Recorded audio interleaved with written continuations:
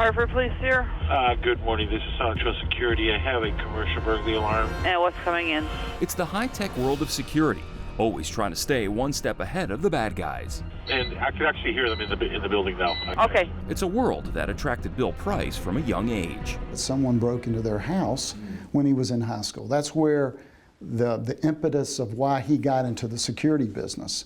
This is Baltimore, America's 6th largest city, 12th largest metropolitan area.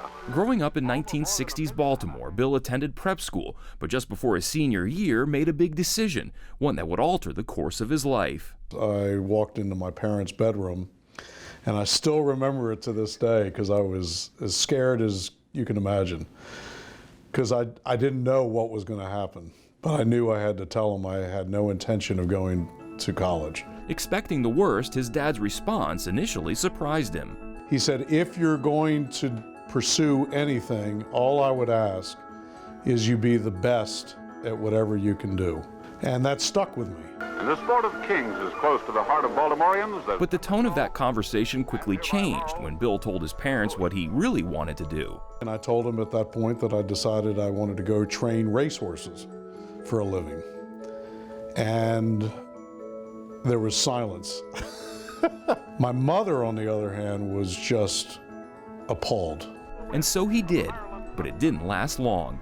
And after about 6 months working 7 days a week for $150 a week, with little to no break, I realized maybe there's something more to life.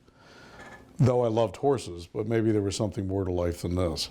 What appears to be an easy job for these burglars will actually result in their apprehension. I went to work for a friend of my father's who owned an alarm company in Baltimore. I found out that I kind of enjoyed the business. With just 1 year of experience, Bill made another bold move.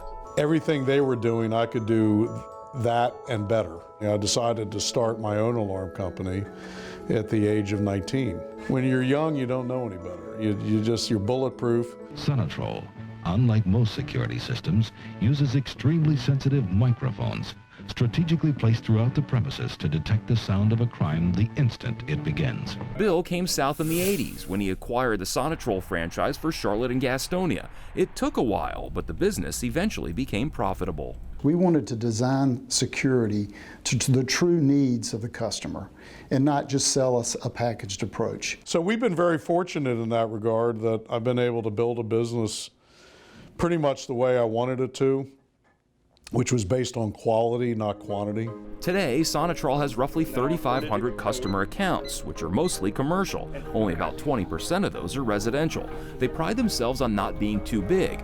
You call, someone actually picks up the phone, not an automated system. A lot of business people today have forgotten what builds business, and it's the one-on-one relationships, the ability to communicate and talk. Sonitrol's recently renovated $300,000 state-of-the-art command center is staffed locally, 24/7. Here, they monitor all their accounts, even keeping tabs on approaching weather systems. And that's the part that keeps me energized in Sonitrol. Around the office, you'll find pictures of old monitoring stations, as well as old equipment. You'll also find pictures of horses. That, of course, goes back to Bill's original passion. Once Sonitrol was on solid footing, Bill had his next big idea: to bring an annual horse racing event to the area. The idea was met with skepticism. He looked at me and he said, "You know, that is the stupidest idea I think I've ever heard." But just like he did with Sonitrol, Bill pressed on. I dug in deeper and I said, you know, if Charlotte doesn't want it, I'm going to make them want it. Bill is the consummate sales guy.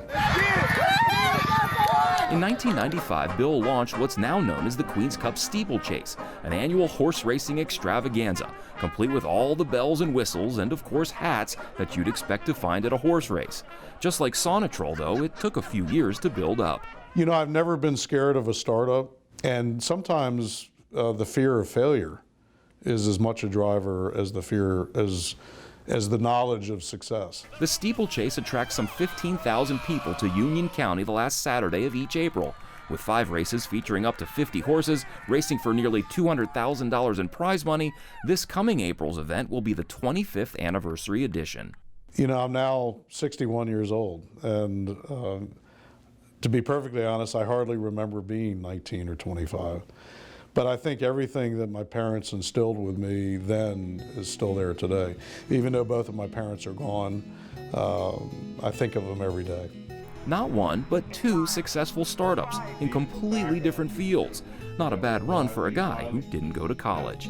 For Caroline Impact, I'm Jason Terzis reporting.